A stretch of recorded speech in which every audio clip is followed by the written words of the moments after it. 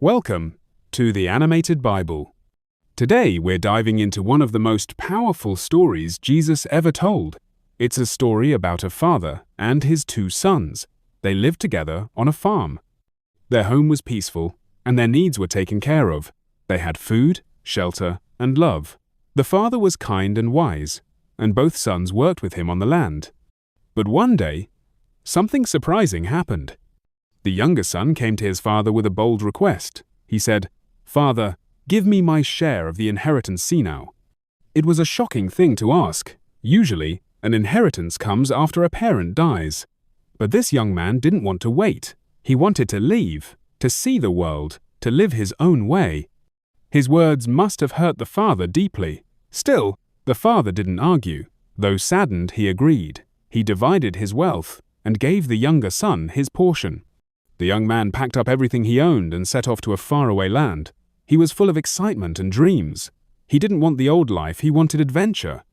But once he got there, things changed.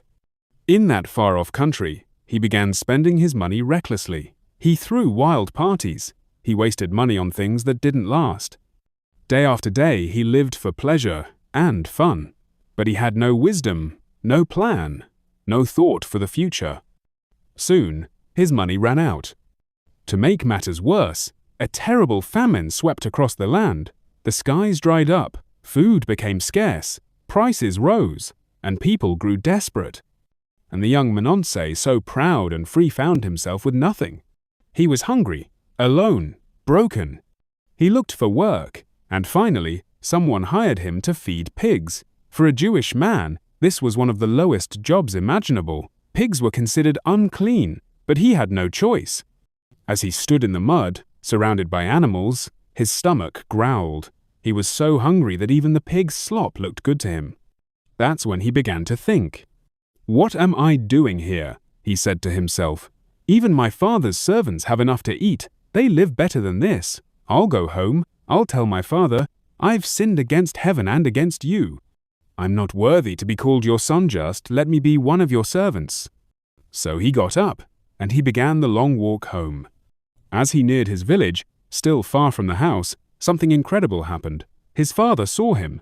The father had been watching, waiting, hoping. And when he saw his son, he didn't wait. He ran.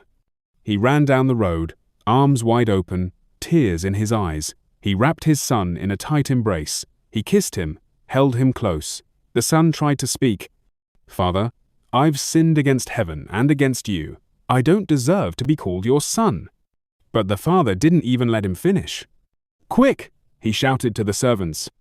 "Bring the best robe, put a ring on his finger, put sandals on his feet, kill the fattened calf.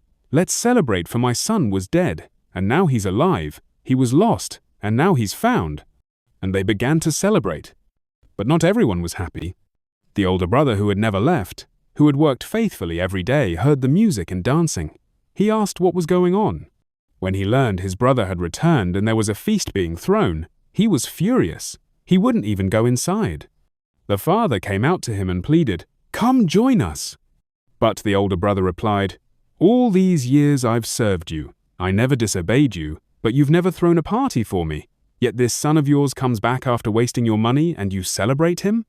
The father looked at his older son with love. He said, "My son, you are always with me. Everything I have is yours. But we had to celebrate and be glad. Lives again." Jesus told this story to help us understand something very special about God. No matter how far we run, no matter how badly we've messed up, God never stops loving us. He's not waiting to punish us. He's waiting to welcome us. Like the father in the story, God watches the road, hoping we'll come home. And when we do, He runs to meet us. No matter where you are today, no matter what you've done, God is waiting with open arms. If this story moved you, please like, subscribe, and stay with us on the Animated Bible for more powerful stories from God's Word.